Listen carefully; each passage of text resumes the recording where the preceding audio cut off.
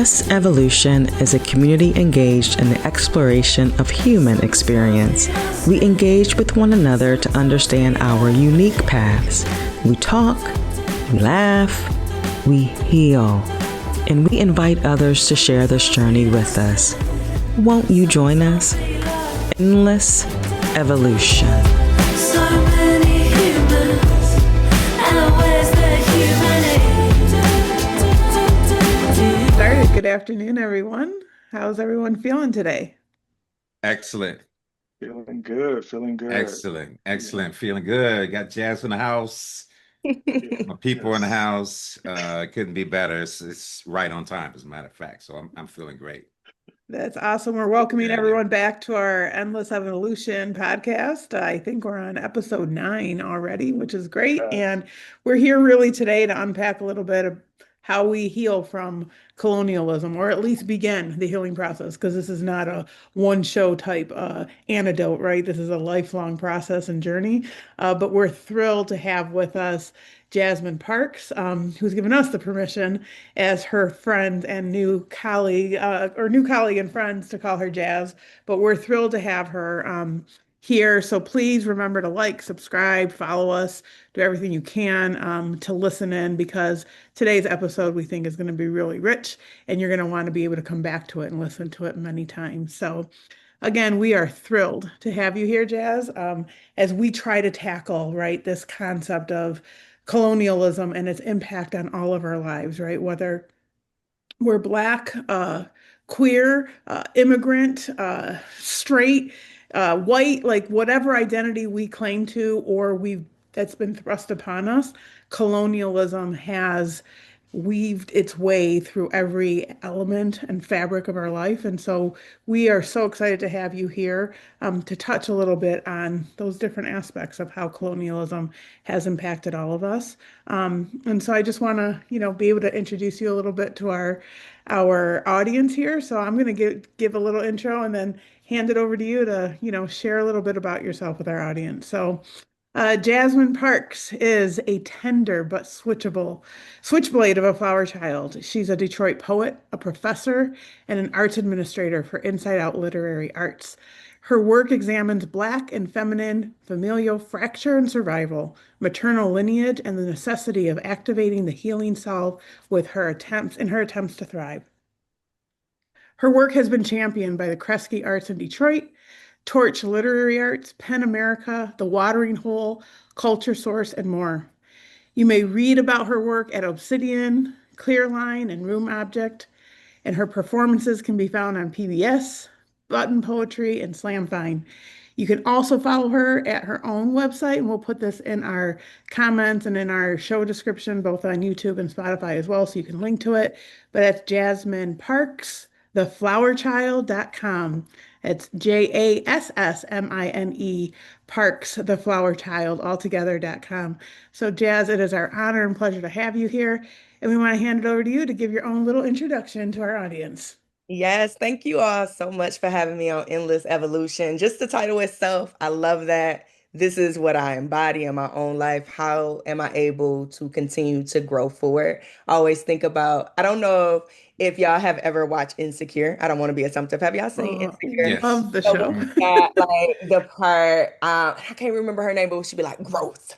That's Yeah. growth. That's how I be feeling all the time. I'm like, what's growth? And sometimes that growth be struggle growth. It'd be Yeah, like, yeah. oh, I Absolutely. feel myself pushing through. But I'm like, this title of this just, and the work that you all are examining and thinking about dismantling and approaching and rebelling against, and also been very honest about how we too have perpetuated some of the harm as well, right? And that's how we do some of the healing work too. So I'm very excited to be a guest today. A little bit more outside of, my bio is that I also love to include that I am a mother and I am a wife as well, and just who I am, and a friend, because relationships are very important to me. Those connections, those intimate connections that keep me grounded, that keep me rooted, that see me through the good, the bad, the ugly, that see me crying like Taraji P. Henson off of Baby Boy. He don't love me no more. I got a little Viola Davis snot at the upper, Oh man, oh, lip that's and a stuff. scene. When the world is on fire, be it internally or externally, but also those are my people that keep me rooted in this work with joy and love and levity as well. So I also just really am big about the importance of community and relationships, being a map to who we are and where we're going as well.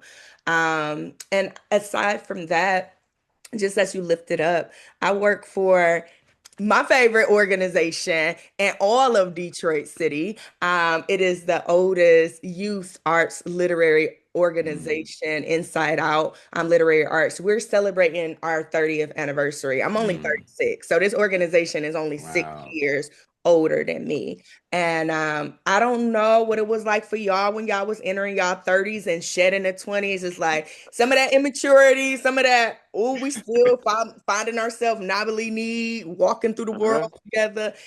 Inside Out is a space for young people to come into their own stories and Mm, to be able to look outside of themselves to stories they may not be as familiar with. It is mm, also a space in which they are able to navigate their social emotional landscape too. And I feel like this is the work where even if they do not go on and continue through the vehicle of poetry or creative writing, they have the toolkit to be able to express themselves, which I feel as though the young people aren't just the future, they are the right now. That's And right. mm. we equip them in real time. And we also need to shut up sometimes and listen to them. More Open often up than our not, right? open up our ears. They are seeing things from a different perspective from their vantage point. And I think that as young people, they gather us. They have always gathered us in human history. Even when I think about the civil rights movement, even when I think Mhm. about queer rights movements and things of that nature, who are on the front lines leading those are young people most of the Absolutely. times. And then outside of that, I'm working on my debut manuscript, which is poetry reimagining of Alice Walker's Genius Canon, The Color Purple. And Mm, I am using it as a looking glass to reflect my own personal narratives and the lineage of the women in my family, of how much we have endured and how we have overcome, and what that looks like from concept of pre-Jim Crow, post-Jim Crow, Southern roots versus Northern migration, and how mm. that has impacted us generations over. So again, the work that y'all do in this conversation is layered deeply into the fabric of who I am. So thank you again for having me here. Thank you for being here. Such an honor. I'm gonna be speechless a lot, I think, in this episode because I think it's important, as you just said, to listen. And I think you're gonna be sharing a lot of brilliance with all of us, but also with our audience, whoever listens to this episode. So I just love that you're here. Thank you. I want to say this before you came on and before we started recording. I was reading through your bio, and I love the juxtaposition of Thank you. switchblade and flower child. I Yeah, love that Mm, juxtaposition because one, it doesn't box you in as a type of person. Because sometimes you need to be a switchblade, sometimes Mhm. you need to be a flower child, sometimes you need to be a hammer, sometimes you need to be, a lily, whatever the case may be. Like, and so I love that juxtaposition and that you are fully aware of not only who you are, who you can be, and then you just talk to us a little bit about who you have been through your ancestral lineage. So I love right. that. I appreciate that. And the flower child for me, aside from the obvious, my name is Jasmine. That's a whole flower name. And I remember when I was younger, I was like, this name is so lame. Like, you know how many Jasmines I know? And we spell them different. And my mama was being extra, giving me two S's.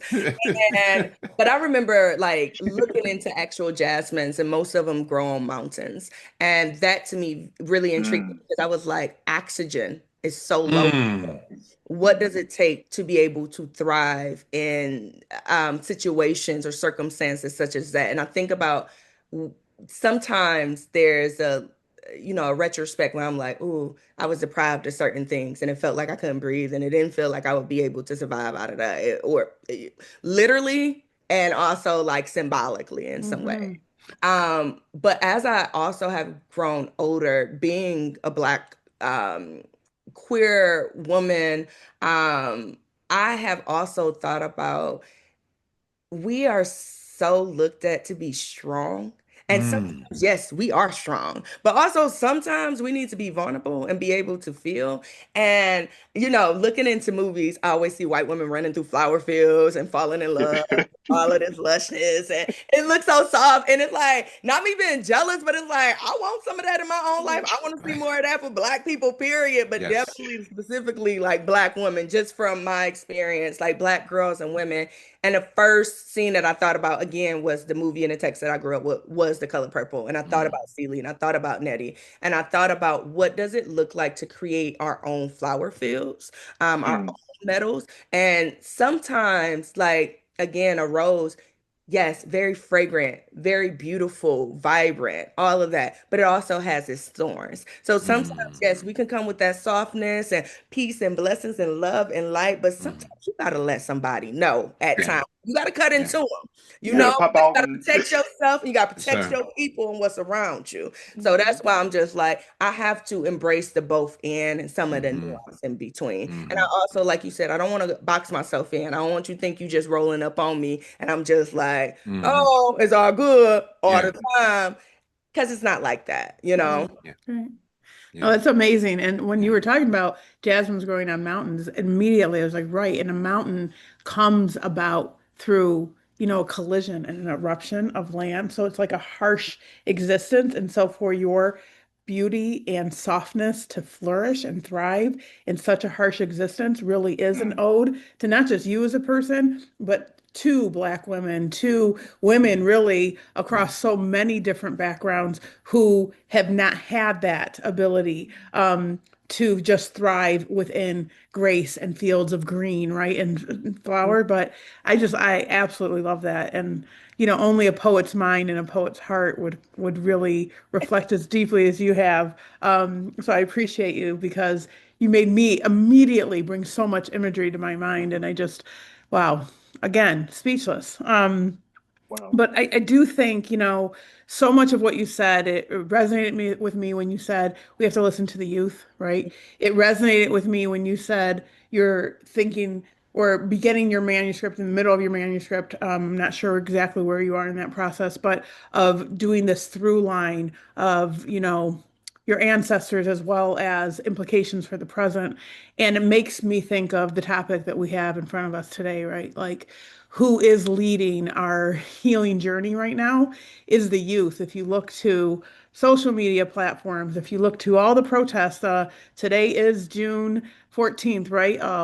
Protests, millions of people are pouring out on the streets as we sit here recording this, protesting the fascist government that we have that's slowly but surely, or I don't even put slowly, but surely taking over our daily life. And that's being led by young people, right? So I think, wow, how do we tap into the young people as well as our ancestral lineage to think about healing from colonialism and the impacts of it as a collective?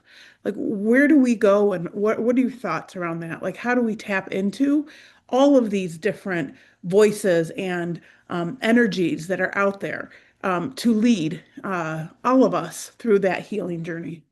Yeah, I think that's a really great question.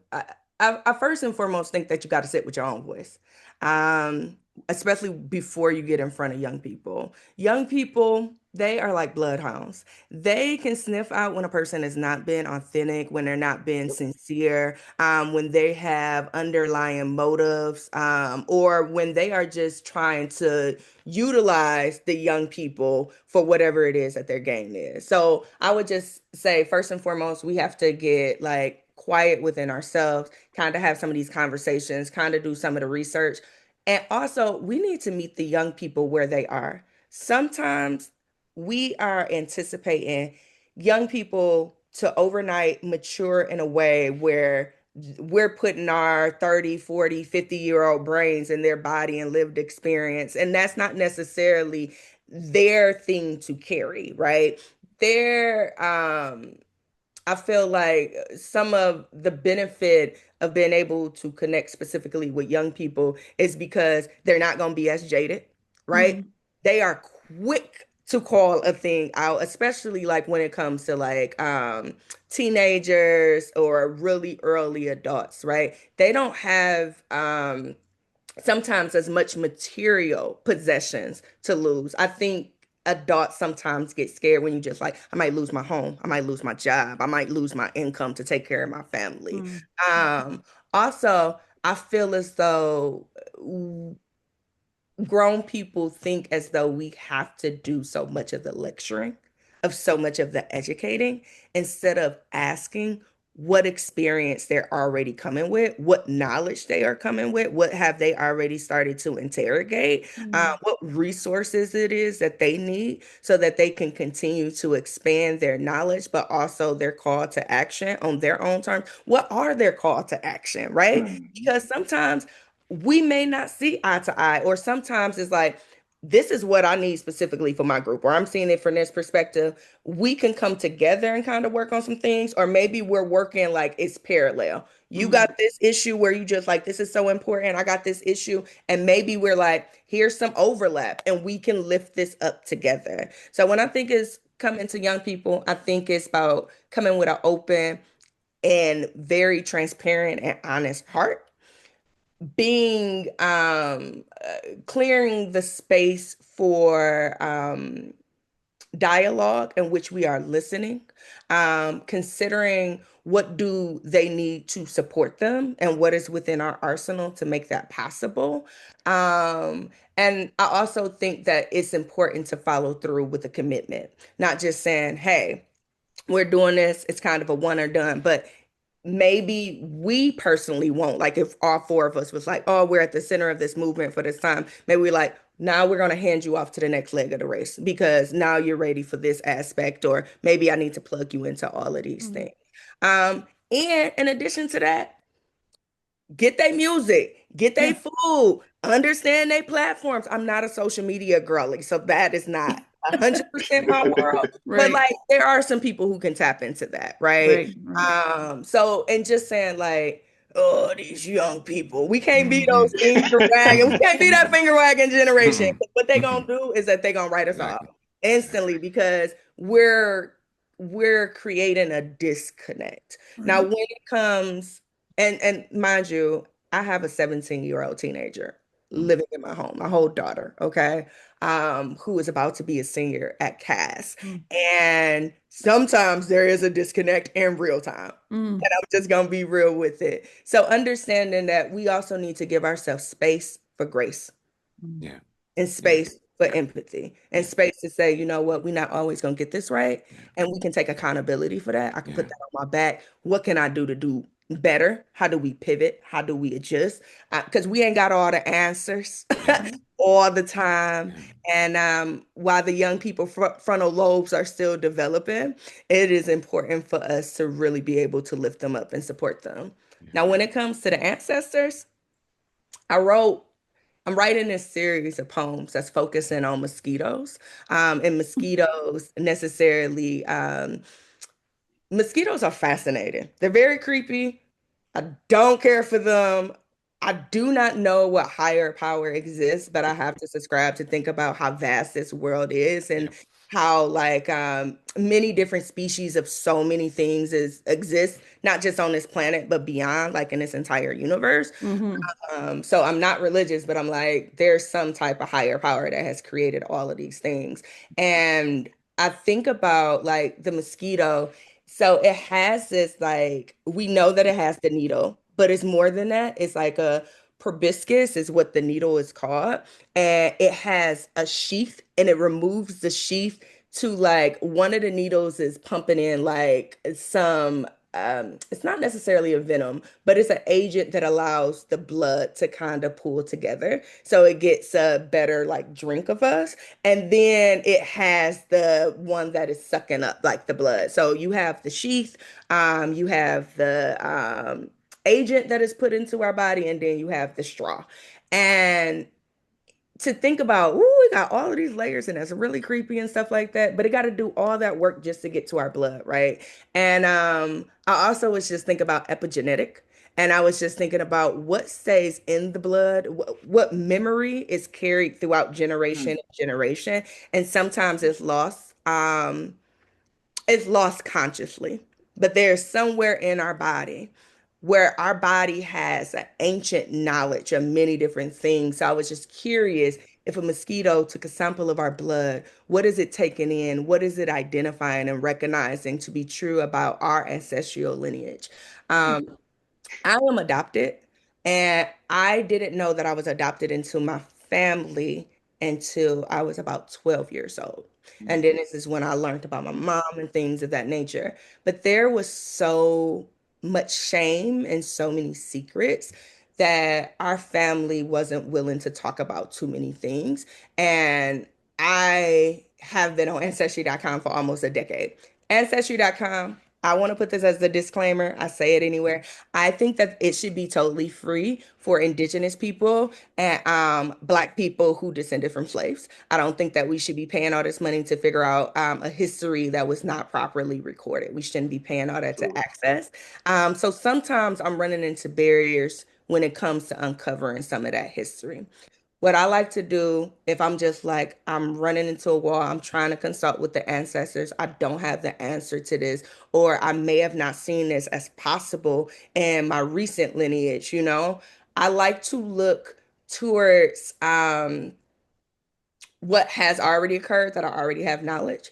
And then sometimes I got to look to the natural world for what is possible. What is this tree over here doing? How has it flourished? How has it, despite maybe some of its limbs been chopped off? What does it look like to see a river heavily polluted and then being cleaned out? And I have to use those as some of my guides as well. So sometimes we think of ancestors as just people, but it also is the natural world. We descend from this earth, from this clay, from this water, and our bodies are mainly made up of water. And we have to acknowledge that sometimes it's not just going to be about looking towards humans when it comes to decolonialization. It's also important to look to um, many species of animals, of plants, and of course, our overall bodies of water in the various different positions that have survived for many, many, many more years before we was even a twinkling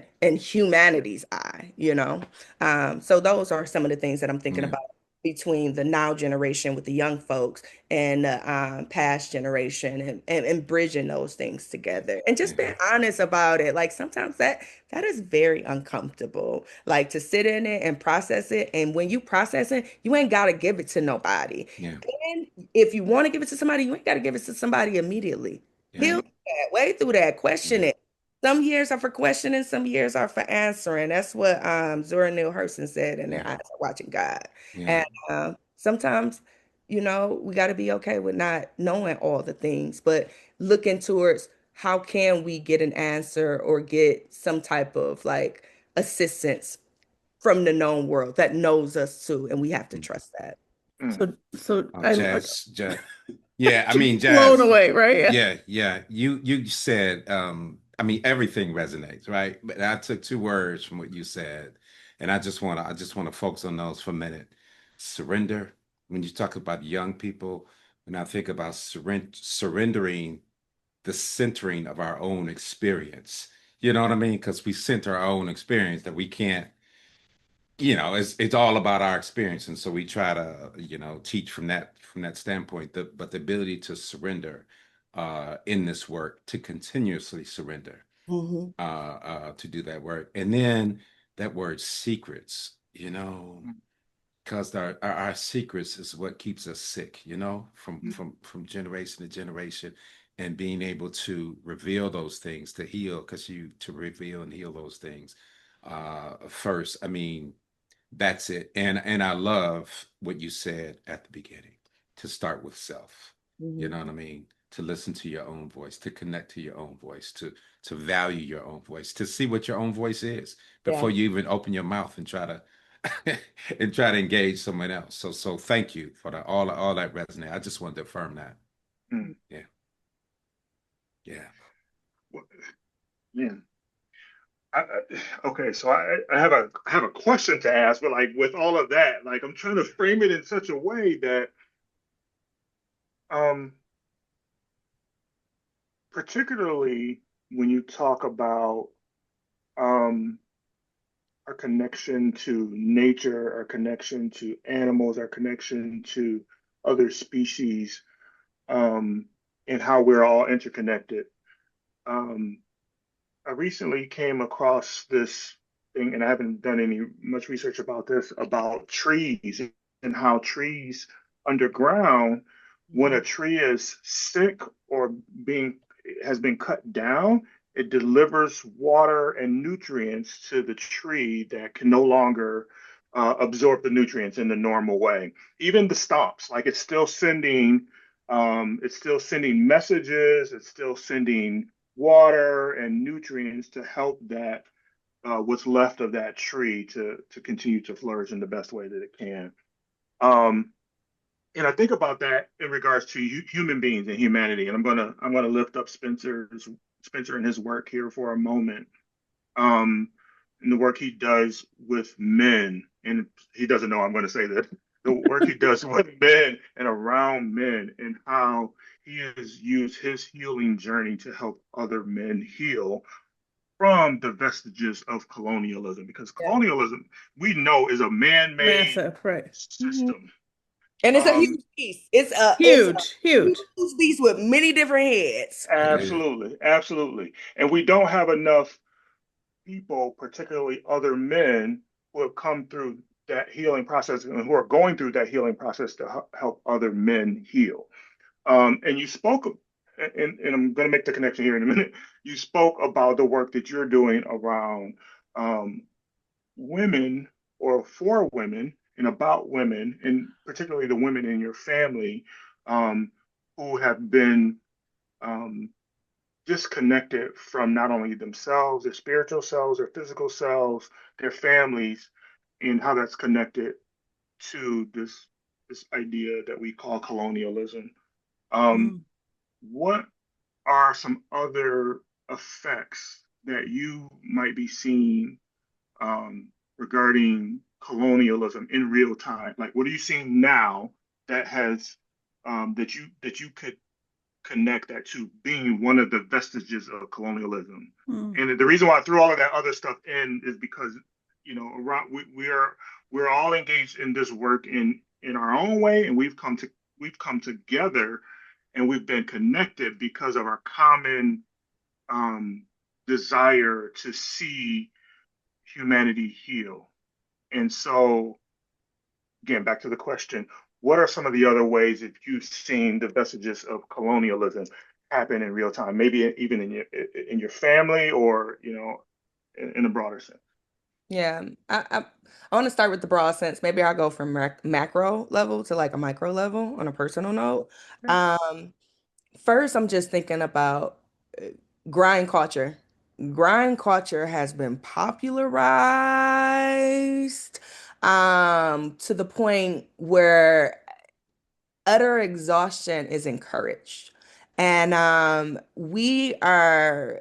was at a conference last year, and it was for the Artist Guild. It's a lot of teaching artists from across the nation. And there was a co-founder, Prentice Hempfield, from the Embodiment Institute. If y'all are not Mm. hip to that, Prentice does some beautiful work and has a very powerful book called What It Takes to Heal. So Mm. I also recommend that as well. But while they were up there, they were one of the keynote speakers, and they was talking about how when we come out, once we reach a certain age, we are taught to become machines.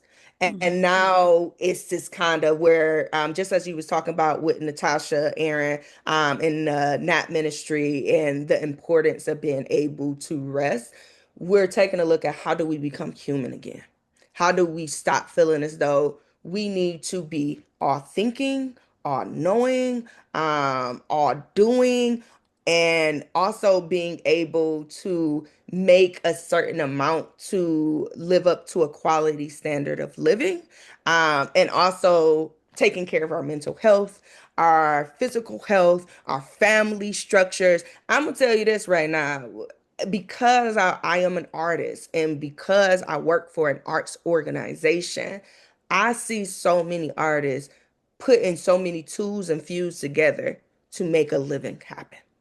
And it's also beyond the artist community where one job, there was a time when one job, a man back in the day, it could just be a man or a woman, because historically Black women have been working since like we've been in this country. Maybe some have had the luxury where they got to pause, but we've been working. And where sometimes one income could carry an entire household. That's really, we're in a day and age with the economy right now where it does not allow for that to happen sometimes. Like I work full time at Inside Out, but I'm also a professor. I also perform. I sometimes do workshops on the side. My husband is a head basketball coach at Romulus High School. Like he's also looking to become the assistant athletic director at like Wayne Community Colleges. He also do mini camps and skill camps and all type of stuff. Like this is our household, okay? Just to make sure we're making ends meet, we're taking care of our family, our needs, and everything like that. But sometimes it feels like we're on go, go, go, go, go. A couple of years ago, I started a 4 a.m. routine that and I'm gonna put this at the top. I'm not doing it no more. I'm not in that season at this moment. When I was in the season of 4 a.m., what it meant for me was I thought I was gonna be the most exhausted and waking up. And what I was realizing is that nope, because I get to meet me where I am before I give myself to anybody else. Usually outside of that 4 a.m., when I'm waking up, my feet hit the ground, guess what I am? Mama, I got to get these Right. kids school, daycare. What up? Wife, we got to make sure our schedules are aligned and who gonna be doing pickup, what we got to do after this, what job you got to go to after that, right? Considering like, oh, I'm somebody's employee, I'm somebody's teacher, I'm somebody's, I become all these things before I am my own. And those 4 a.m.s was allowing me to get up and meditate, allowing me to journal without thinking about to produce anything that sounds good or that's going to be consumed by anybody. And then this project that I'm working on right now came to me, and there was a flow that was happening. Now, since then, I have had so many things unfurl in my life, including last year. Um, my sister passed away, and that grief took me down. And it took me down real hard. And while I'm also in the midst of this grief, I'm also trying to help her household, right? I'm also I I don't know if it's necessarily because I'm trying to be honest here, saying repair or resolve, but I'm engaging with a mother in womb of an adopted mother who never wanted anything to do with me. But my sister was the last sibling who was looking out for her. And now it's put upon me, and I don't 100% know what to do with that. But now outside of my one household, there are two other households that I am responsible for, right? And amidst all of that stress, chronic illness, autoimmune is creeping up in my body. That right there is kind of the immediate like colonialization that I am seeing. How people are doing so much work trying to get ahead and cannot catch their breath. Sometimes you like, I'm just doing enough to keep my head above water. Like I remember seeing, I also got, I'm gonna be real. I am again, I don't like social media like that. It's too much for me, too much the algorithm saying like what I need to be tapped into. Right, right. But I did get hooked on YouTube Shorts. And it probably jacked up my attention span a little bit more, but it was an easy graspable like coping mechanism at the time. And I remember seeing a crocodile hibernating. So in the wintertime, the body of water freezes over and it keeps its snout just above water, just so that it can breathe. But the rest of its body is submerged. And like, I feel at times that's what colonialism feels like. Um, is that we may have energy in certain seasons where we're mobile, where we're navigating through different like pathways and things, and then sometimes it hits you to the point where you like, I gotta shut down. I need to shut it down.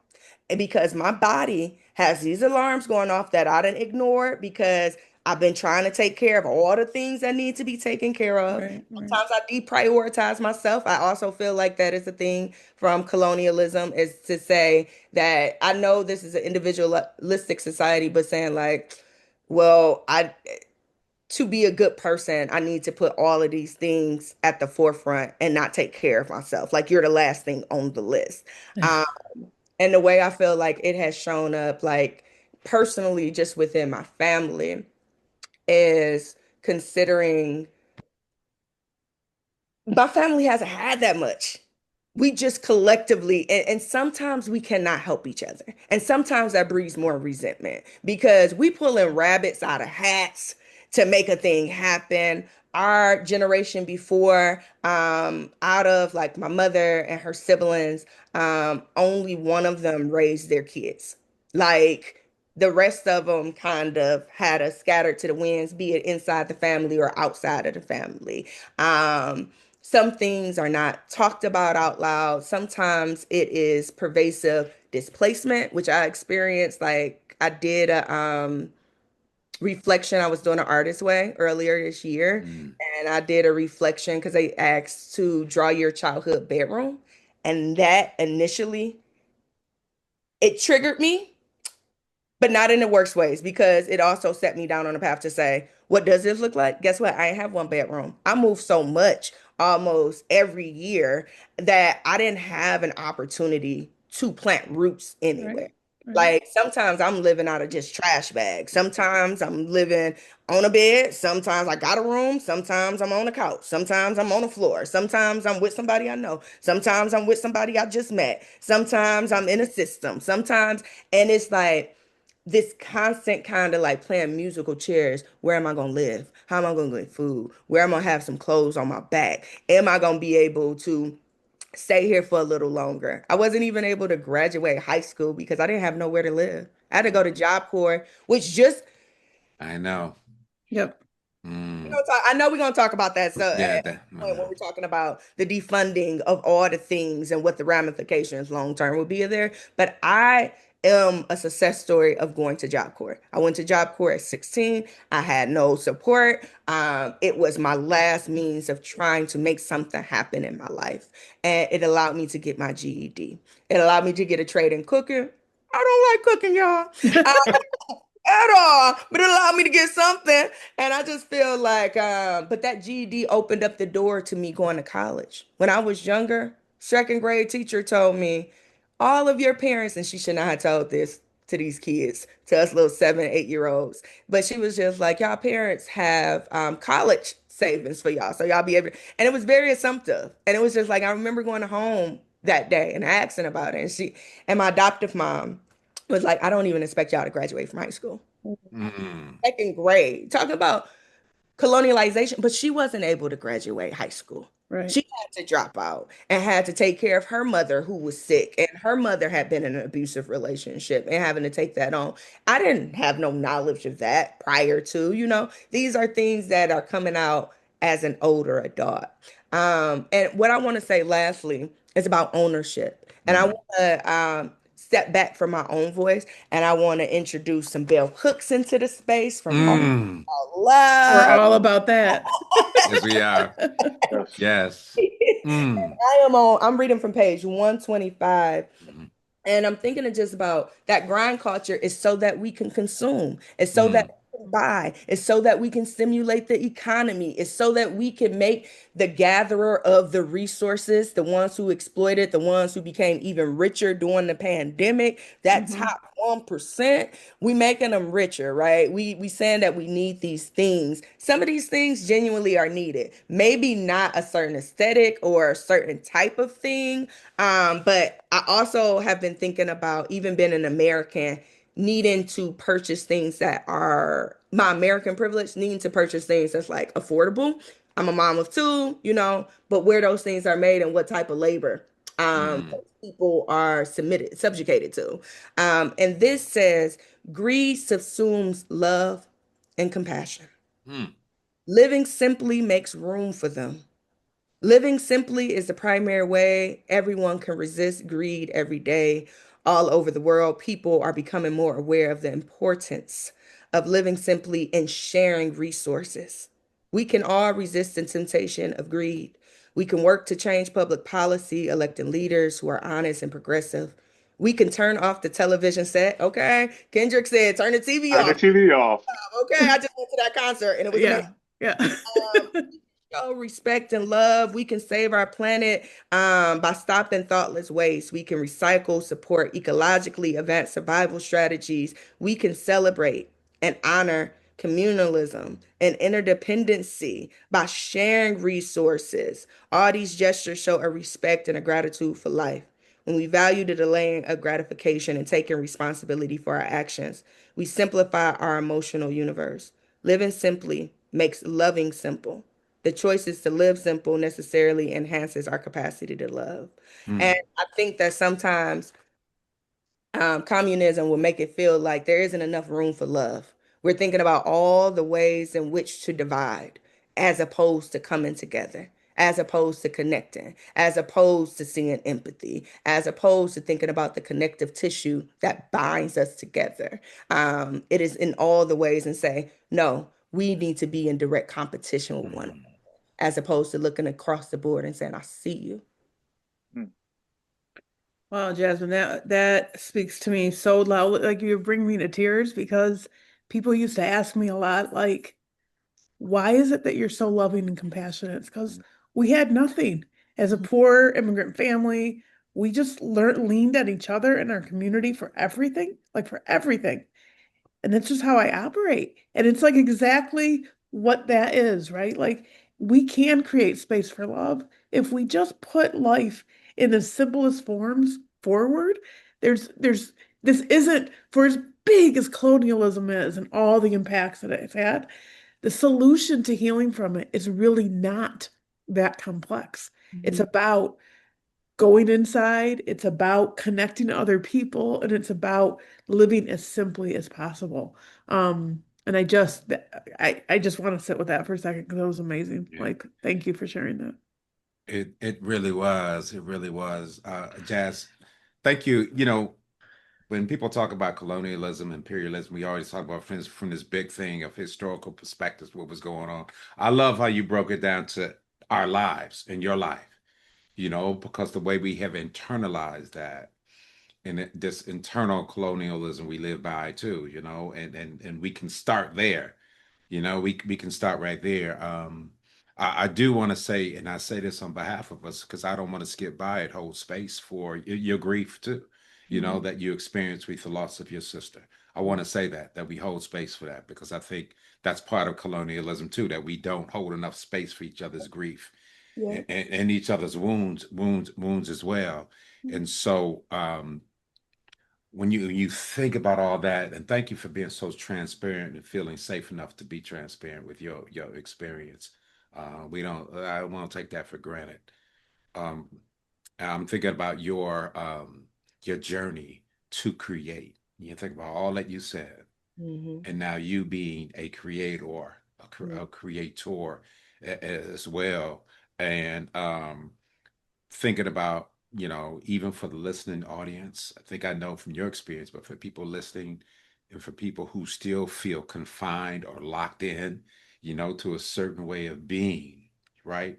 How can I use this word decolonization because it becomes something we just talk about all the time, but all the stuff you're talking about, how can it free people up to create?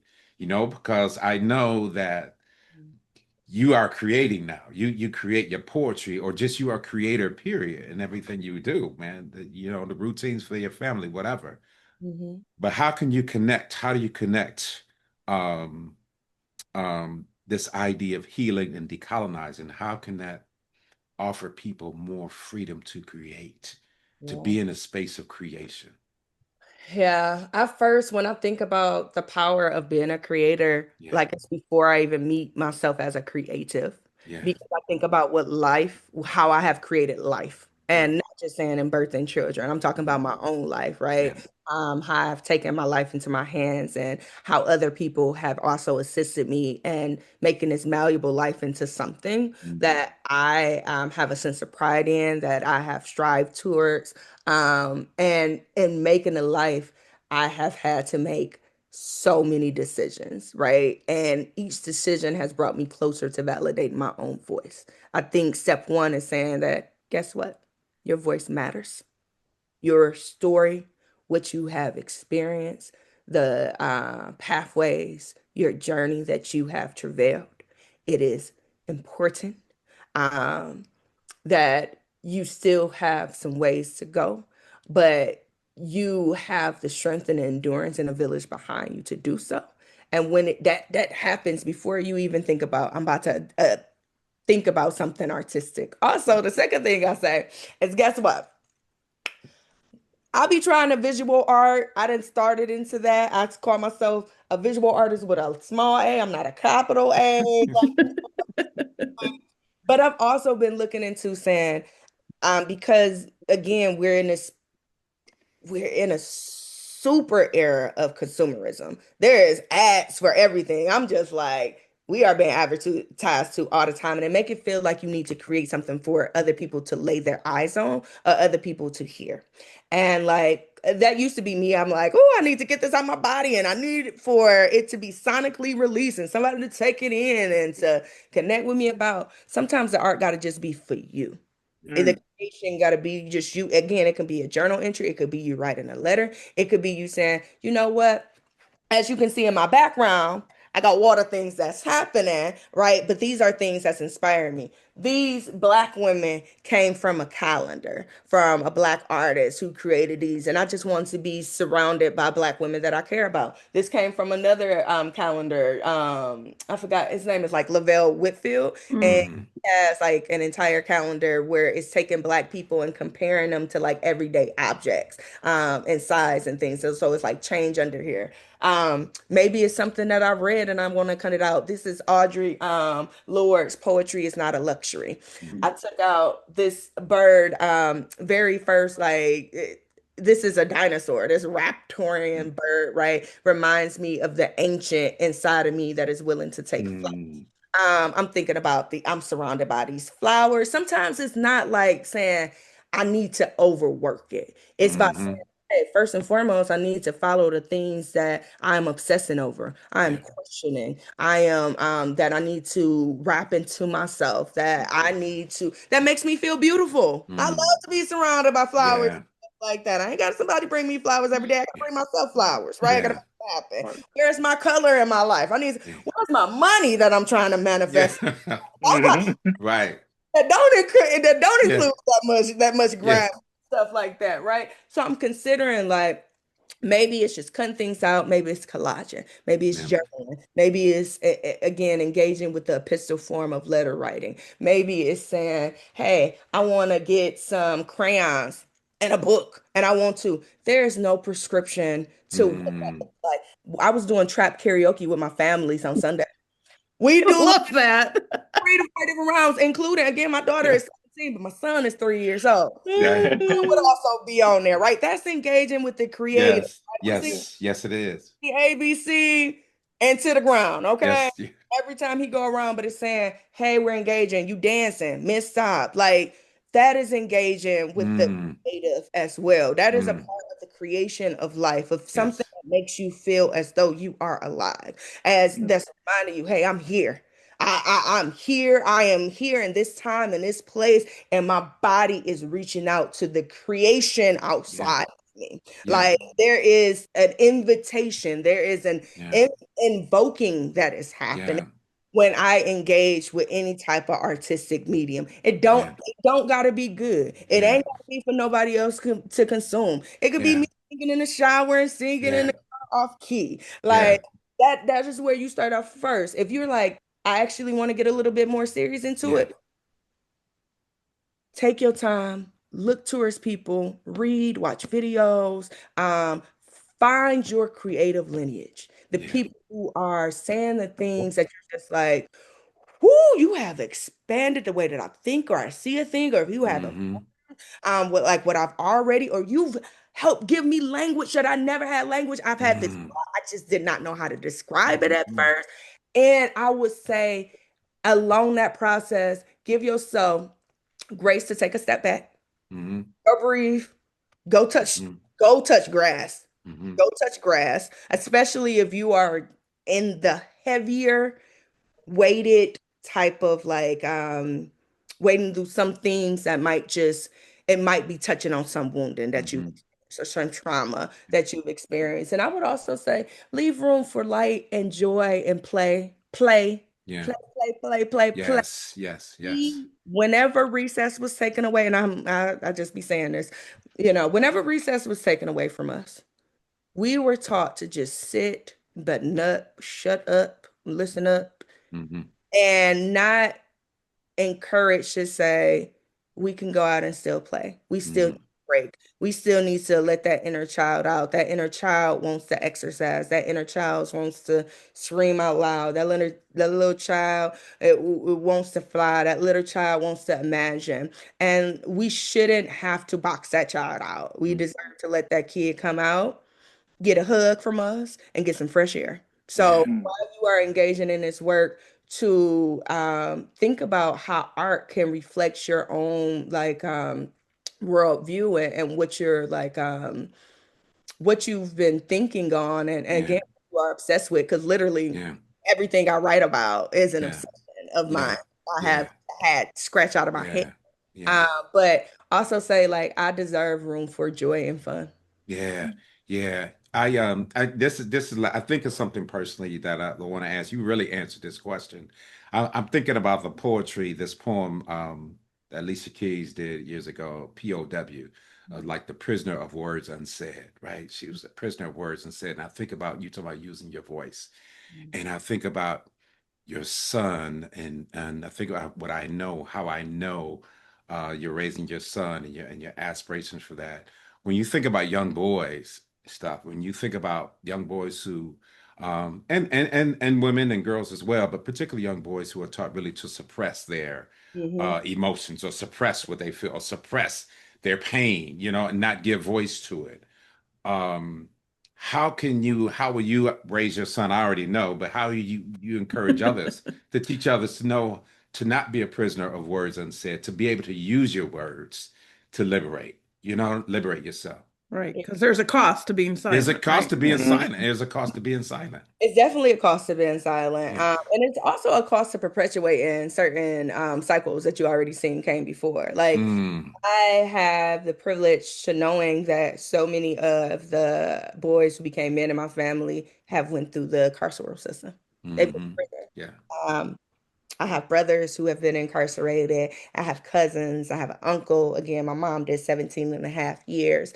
Um, and one of the things for me is just thinking about how we are socializing like young boys and to becoming men. And I know this question, when you be hearing that I really don't like that when I was younger and immature, that men ain't shit. Black men Yeah. ain't shit. Yeah. Like, it's Mhm. just like, Yeah. who raised them? Yeah. Mhm. What's happening is that they are acting on the indoctrination that they've been raised up in. And that Mhm. includes that emotional suppression, which Hmm. Mhm. to me, when I think about privileges, like I think about white privilege, I think about male privilege, I also think about some of the blowbacks of that. When I consider like so I like Dr. Brene Brown. Hmm. And she does a lot of research on vulnerability. And in Daring Greatly, she talked about a man who came up to her at one of her book signings. And the wife wanted a book, and the three daughters wanted a book. And he was just there standing with all the books while his wife was off talking to the daughters. And she was like, he asked, he was like, what does your research say about vulnerability within men? And she was like, well, I actually don't do research there. And he said, ah, that's pretty convenient. And she was, she was taken aback. It was a little bit, Mhm. she was like, what you mean by that? She said, well, you see, I got my three women with me and my four women with me, and we doing a book signing and we believe in his work and champion behind it and very supportive.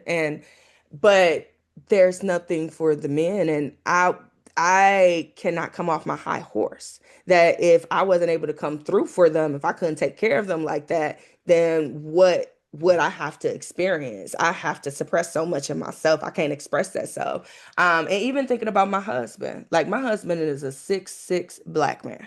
Okay. He's brown skinned. His name is Bradford. So Mm. like talking to him on the phone, you might not know.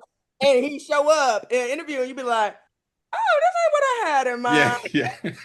So when I think about young black boys and I think about the encouragement of being able to one, explore their emotional terrain and also be able to express themselves. So gentle parenting for me, I've tried it. I don't know if it's 100%. I'm like, this, I need to adapt it to something that feels more Organic and natural, right? Yeah. Yeah. yeah, to my own like family structure. I'm like, I can't take the prescriptions that everybody is saying, like, you should do this. Yeah. But for my son, he's 3.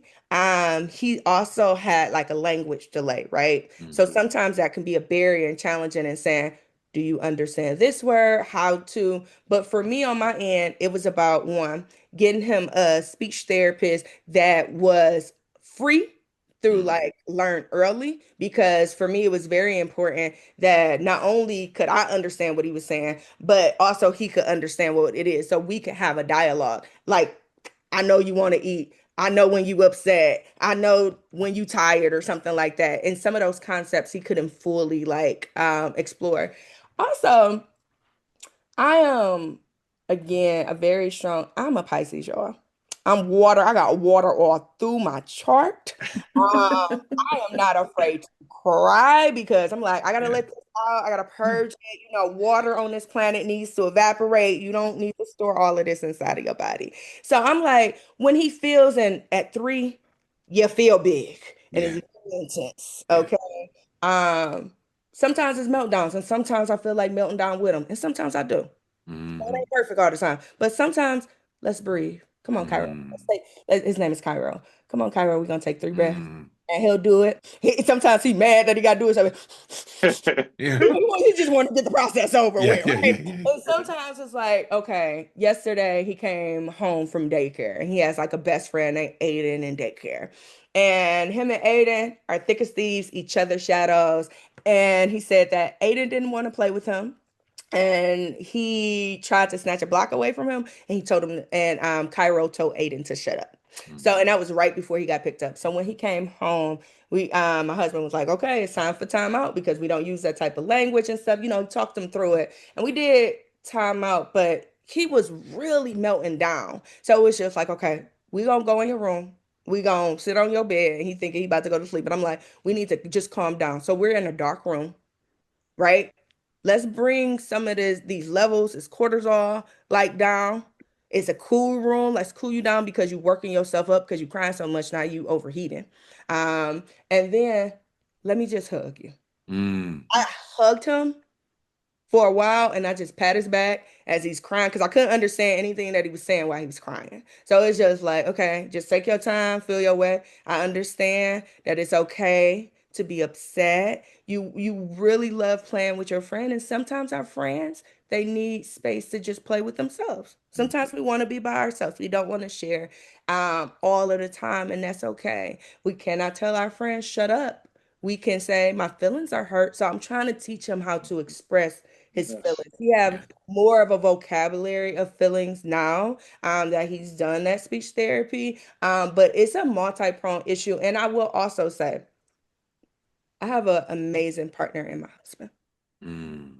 He is an amazing father. We have been together for 15 years. We'll be married 7 years in August. And he's been in my life since my daughter has been 2. And just good black man when I just be thinking about the absence of black fathers. Mm. Sure, that narrative can be true in a sense, but I also know a lot of amazing fathers, and I'm so thankful to Come have on. an amazing father in my household. It's also healing for me to look to that man. He's not my father, Yes. but I get to look towards a black father that I did not get to grow up with and get to experience some of that healing. So sometimes I also have to step to the side and I gotta let my husband like handle it. He's also a daddy's boy. He is Mm, super daddy's boy. Mm. More than he daddy. I'm a second. You know, yeah. sometimes I just chop liver, but he's a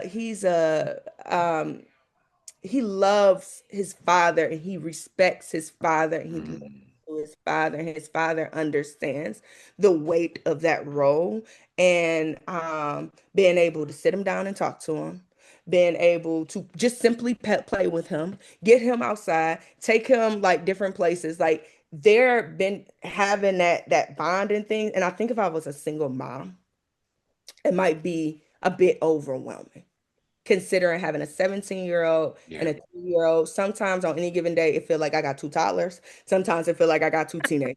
Yeah. Also got a cat in the house, so sometimes it feel like I got three Ah, cats.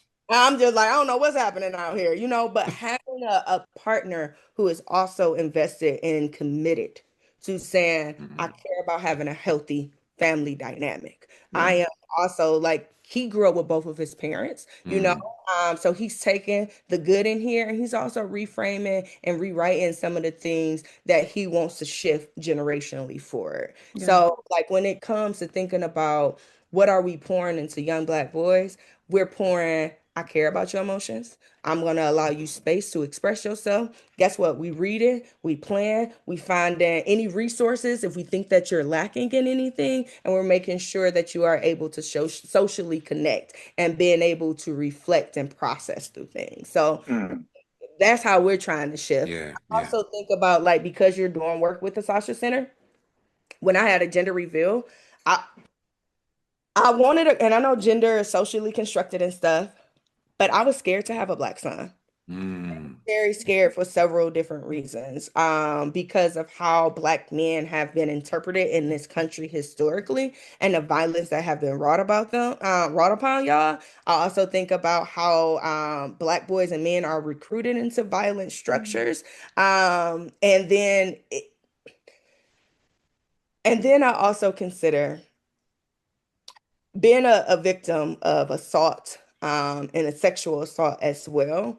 Um, how important it is to teach consent early on, very early. I'm even talking about hugs. I'm even talking about, hey, do you want to be left here and stuff like this, like those type of things. So I was a little bit nervous because I'm like, I don't want my son being attached to none of that.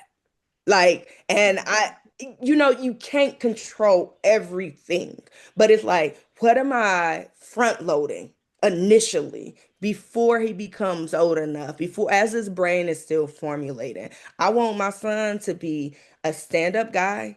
I understand that he's gonna make mistakes along the lines and grow into his identity and all these things, but I just want him to be a stand-up guy that is reflecting his father and evolving in a way that he feels as though he needs to. But I really pray that he feels so loved up on and supported that he does not need to run to any of those type of things to yeah. validate himself as a man at that Yeah. point. Yeah.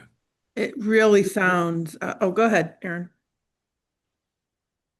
I was just gonna say kudos, and you don't need kudos for me, but kudos to you being a Black woman, being intentional about those things with your Black son. That's number one.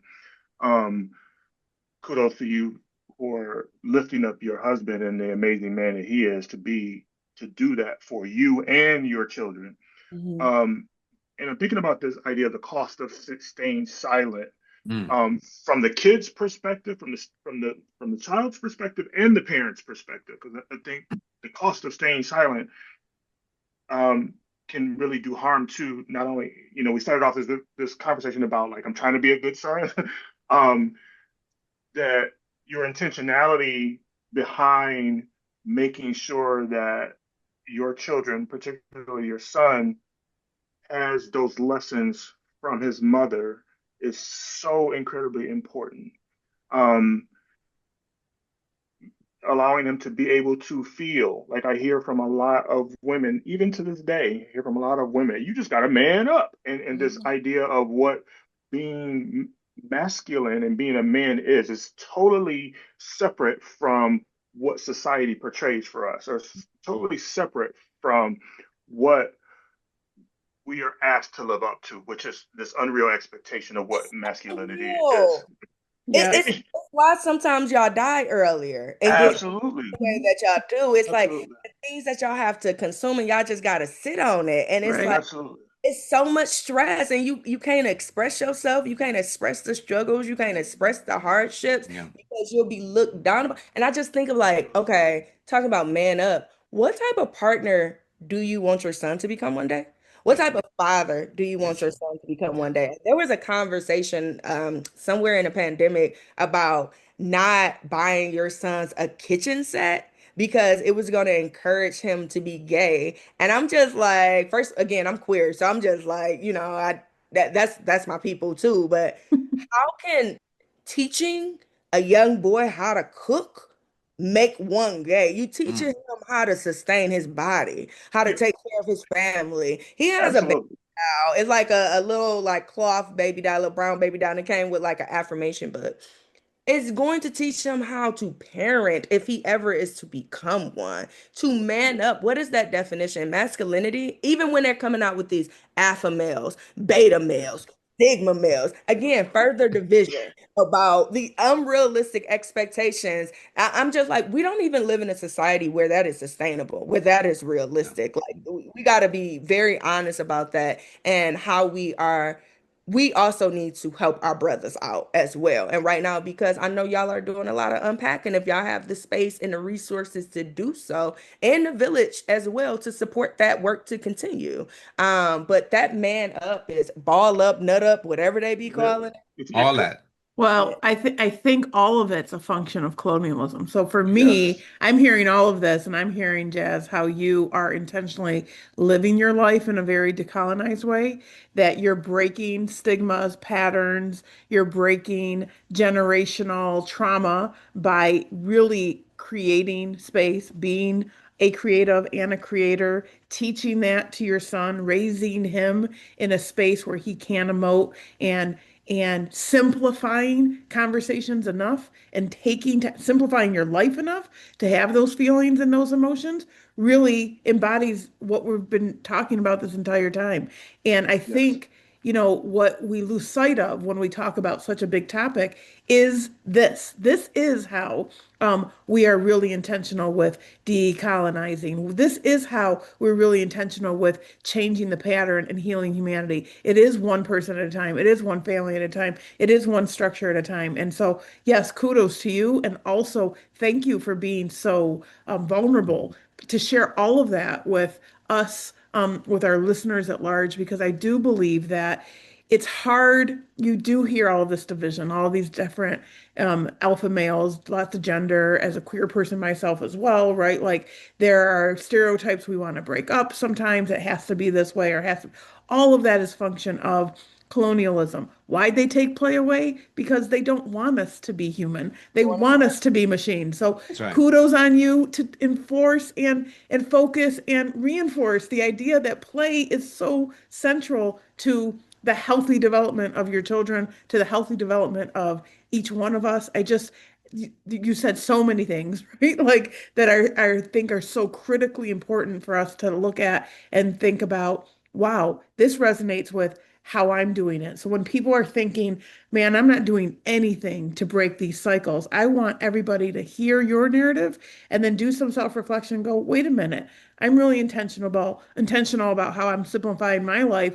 I'm really intentional around how I'm raising my children. My sister raised two boys. I shared this with Erin the other day, and I'm grateful for how she raised them because she broke the cycle of toxic Arab masculinity and how she raised those boys. And I see my nephews as these tremendous, well-rounded men, right? Men who cook, men who clean, men who also fix motorcycles, men who also, right, are the providers and the protectors of their partners because none of that is bad, right? Yeah. Yeah. And it's really great for us to think about these very micro examples of how you are decolonized and how you're living into decolonization without even really thinking about it in those terms, right? But you're breaking these patterns that society has thrust upon us of it's got to be this way. Your black son has to be this way. You have to raise him that way. So I thank you because I wanted to draw that through line because I think it's really important for people to reflect and go, no, I am doing this. Like it yes, it's important to maybe not be so capitalistic and not be such a consumerism, but it's also important to change your daily behaviors Yeah. into more communal practices and into more simplified practices. Pulling back from that bell hooks page that you're living that, right? You've simplified your life to focus on fun, to create, to love, and to foster and nurture an environment that centers your humanity and centers your child's and your husband's humanity every single day. So kudos to all of that. I appreciate that. And again, I definitely want to lift up the importance of community, like Mm. Inside Out. And also it's defunct now, but Room Project. I don't know if you all are familiar with that, but also just for the audience itself, Room Project used to be a co-op space for femme, trans, and non-binary identifying creatives across whatever mediums and disciplines you were coming from. I always like to think about the Harlem Renaissance when I think about Detroit because we have our own renaissance of like amazing artists like across the board right here in Detroit. And I had both of those spaces simultaneously to nurture me. There were 2 years when I stepped back from writing when I was like, I am in limbo when it's coming to what type of work I want to do. So I wasn't working for Inside Out at the time. And like I had both of those spaces come into my life and then really good friends to hold on to. And a husband who was like, girl, even though that money ain't coming in like you need to, you need them bills taken care of. Who was like, I got your back. I'm gonna hold you Yeah. down as ways in which I've held him down as he's Yes. pursued his Mm, passion. Right. And that's what partnership's about, right? And Yes. community's about yes. is about stepping up and being there for each other when you need to. It's about that balance and about both people and all of us pouring into each other. We got to gravitate towards the light. They Yeah. will Yeah. tell us Yeah. that all it is darkness and gloom and doom and all of that. And sometimes it feels like that. And it's nothing Yes. but hope.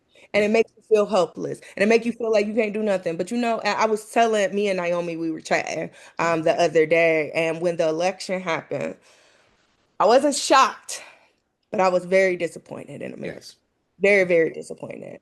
And I knew that I had a meeting that day, like earlier in the day, and I wasn't in a space where I really wanted to go to the meeting and really talk about the things we were supposed to. So prior to leaving the house, I knew that I needed to cry. Again, I'm a Pisces soul, water sign, need to let the waterworks do the thing. And I put on What a Wonderful World and Mm. Imagine. And I listened to those two songs and I just cried. I mean, a good that, when your mouth open and it's a pregnant cry, like when you get whooped in the back in the day, kind of like one of those. And I got it out and I got a good shower. Tears blend in with the shower and stuff. And I remember going to go meet with Elise and Suzanne for my job. And we met at a pastry shop. We didn't even meet in the office. So one, we meeting outside the office. Two, we meeting at a pastry shop. Three, we literally sitting outside now so we can get some fresh air. Three, we eat macaroons, cake, tea. The stuff that was supposed to be on the meeting to talk about partnerships, MOUs and stuff like that. Guess what we did today? We tabled it. Hmm. What was on the table that day was talking about our grief. And also outside of that, what was on the table that day was talking about where we are in our creative journeys and where we are dreaming and how we are visioning and what's going on in our families. Ain't that cake good? You want to try some of this, girl? You want Yeah. to try? You get what I'm saying? It became that thing where it felt like I want to just stay in my bed under my covers. I want to weep because it's country and we only 6 months into the second term and all of this devastation that has been created. But what I find myself is saying, I have to gravitate towards my people Yes. that I love and the people that I have yet to love, right? Yes. Mm, How are we creating time and space for that to happen? And again, let's go back to the simplifying. Sometimes you feel like you need to show up as your best self. Sometimes you feel like you need to show up with things to offer. Nope. Sometimes your presence is the gift Mm. of being in that space of coming together. Last year, once my sister passed away, we used to have barbecues and all type of stuff. We did a repast at the house, but I shut our house down for the year. Memorial Day was, and again, I'm not big on holidays outside of the fact that I just want to be with my people. We've been inviting people back into the space, hosting again, coming together. And when I say it has been wrapping me up in so much nourishment, Mhm. wrapping me up in so much love that it again, it will make you forget that it's out here, but it is coming together, being our own single threads or single like quilt patches to make a larger tapestry. Everybody gravitate towards your light, gravitate towards the people that wants to practice reciprocity with, Mm. gravitate towards the people who are also seeking light, gravitate towards the people who are sowing, the people who are reaping, the people who are complementary to what it is that you're doing in life. Get outside, go see your people, stay inside, invite your people in. We are stronger together than we are apart. Yes. Yeah, I absolutely love that. And when I think of my people, I think of obviously the people in my circles, right? Whether it's familial circle or friendship circles. But I'm in a place in my life where I'm thinking of my people as people. Mhm. Like, so I want us to think about the importance of why thinking about community and other people matters so very much to our own thriving as humanity, right? To our own healing. Because if we're only insular to ourselves, right, what we end up doing is, and we end up disconnecting from the larger quilt. So we'll be this beautiful little square, like to riff off of your analogy, but how are we weaving ourselves together? And why is it so important to look at other people and say, yeah, they matter to me because, right?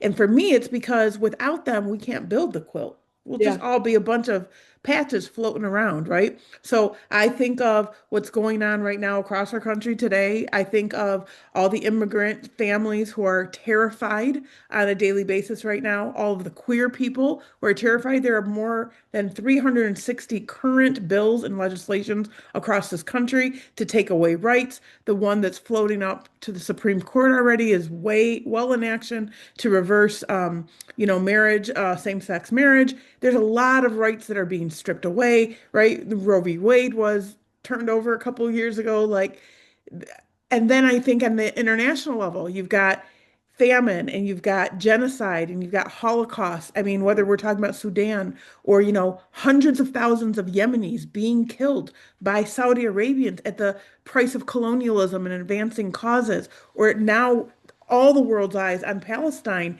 and the indiscriminate killing and wiping out of an entire person or people while we're all sitting by. Why should that all matter? Well, if we only focus on our quilt square, you know, this is a planet we're occupying. So for me, this entire episode, I've been like, you should talk about nature and we have to turn to nature. We're all connected. We're all connected, right? So mosquitoes are all around the planet.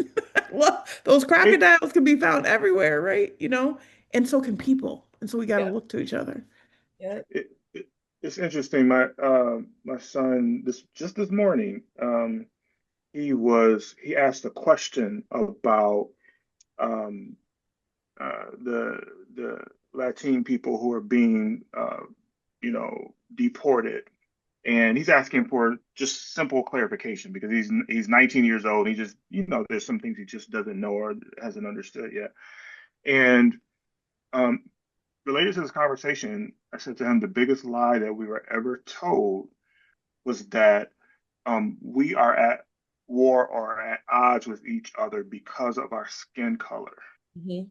We are in a fight for humanity. We are in a fight against colonization. We're in a fight against white supremacy. Mhm. So we don't dislike white people as an individual or as a group of people. We fight against white supremacy, which is the prevailing um, thought, is the prevailing ideology, which Mhm. seeks to dehumanize us. And Mhm. so it can impact us in so many different ways. Like even white people, it impacts them Mhm. in ways that they don't even know and understand. When you harbor that much resentment and hate and hostility towards another human being, we were not created to be this way. We were created to be in community with one another. That's why when a human being is alone for a significant amount of time, they feel this depression. When Mhm. babies are not held and given love, they will die. And Right. so, this idea that we we are disconnected, we are not one, we're not, we don't have any sort of relationship with one another. It's the reason why our bodies produce, um, as a producer, as a creator, is a reason why our bodies create, because we are in tune with the creator. And you said it earlier, and I'm paraphrasing, we are downloading data from our ancestors and creation, and that comes out in the form of poetry, it comes out in the form of cooking, it comes out in the form of the way we love. That's a shout out to Naomi because she, like, whenever I Yeah, go Jasmine, I'll there, I cook for eat you because I well. love to cook. I appreciate that, girl. uh, it comes out in the form of, those very things that might seem minute to other people. My grandmother showed her love, in the most subtle ways, because she couldn't. I shouldn't say she couldn't. She maybe didn't learn or was not able to express her love in other ways, but she showed her love through the way she cooked for us. She showed her love in the way she got us prepared for school and made sure that our homework was done and everything was clean. I mean, and so these, when we talk about this fight against colonialism and colonization, it is bringing ourselves back to our human selves and our connection and alignment with our creator. That's what I look at decolonization as, is how can we how can we continue to humanize ourselves more, and then in turn humanize others. Yeah. Yeah. Yeah. Yeah. And that need Um, to be connected because we can't survive and thrive in our own self, let Yeah. alone in our community, if we're not also thinking about how what we do impacts other people, right? Like we all really are interconnected. And I think if we did lead lives that were more simple, if we did shut off the damn TV, my mom used to call it growing up the idiot box. She'd like, shut off that idiot box. And at the time, I used to fight her because I wanted to watch whatever I wanted to watch in the moment, right?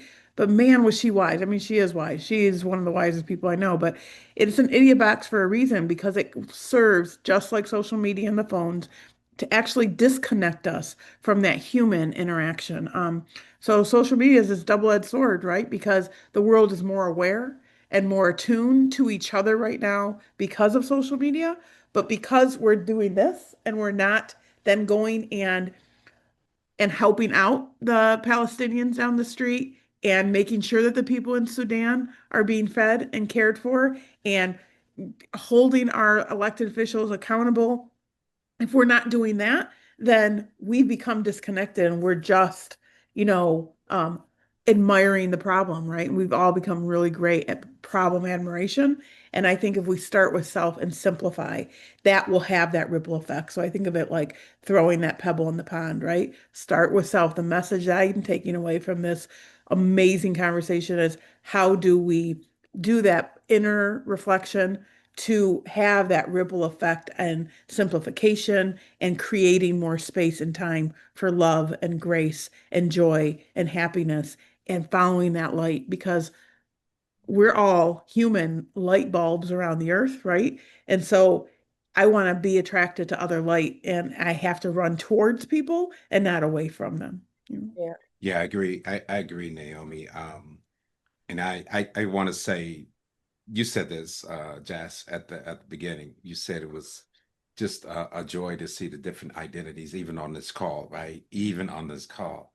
And so I think about what's happening right here and what needs to happen. And I do like restorative justice work here too, you know? And, when you talk about that micro and macro, and this is what it takes. So I don't want to minimize the need to restore our relationships with people. We're just going to take a conversation, sometimes a hard conversation. Yeah. It's going to take forgiveness. It's Mhm. going to take grace. It's going to take empathy. It's going to take all those things. And so if anybody's listening, you can start by invite someone into your home, have a conversation with someone's a different identity.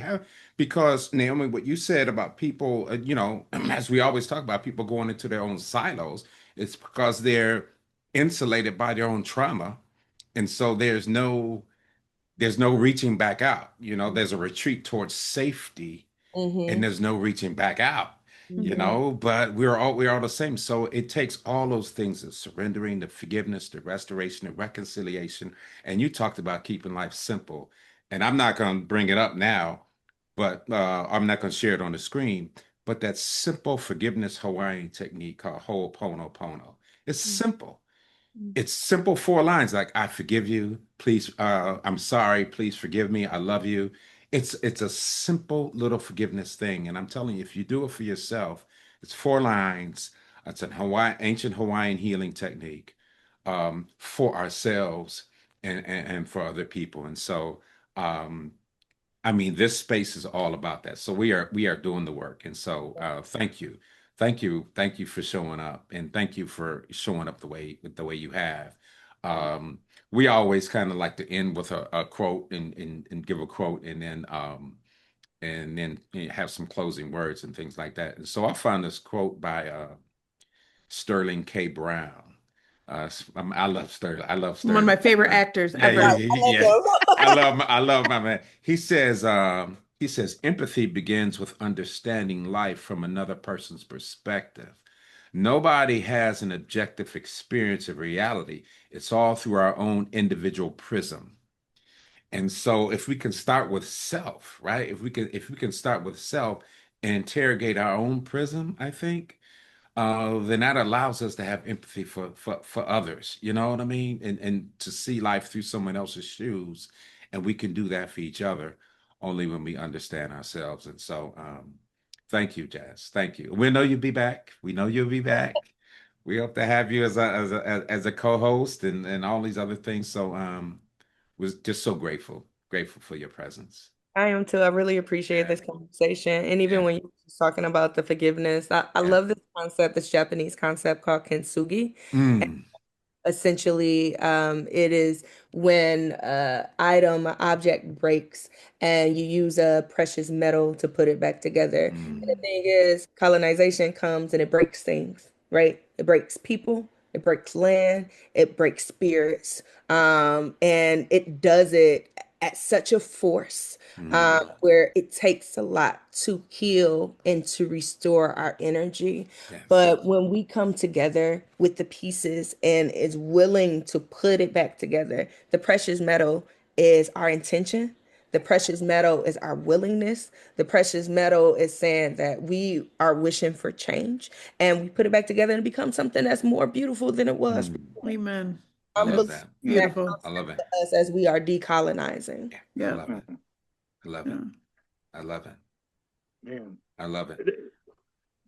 this has been healing Yeah. for me. And I'm so happy that Naomi was able to connect with you and bring you on.